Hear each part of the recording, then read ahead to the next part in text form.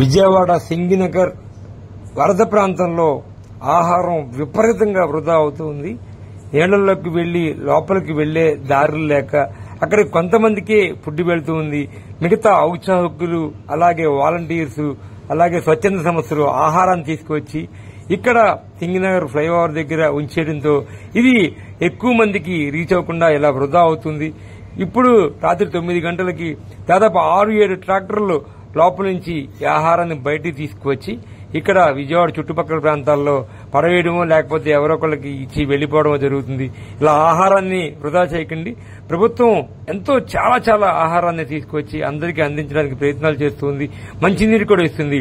కాబట్టి ఇదందరూ గ్రహించి ఈ యొక్క ఆహారాన్ని వృధా చేయకుండా మీరందరూ తేవాల్సిన అవసరం లేదు. ఆల్రెడీ ప్రభుత్వం చాలా ఎక్సెస్ ఫుడ్ నే ఇక్కడ అందిస్తూ ఉంది.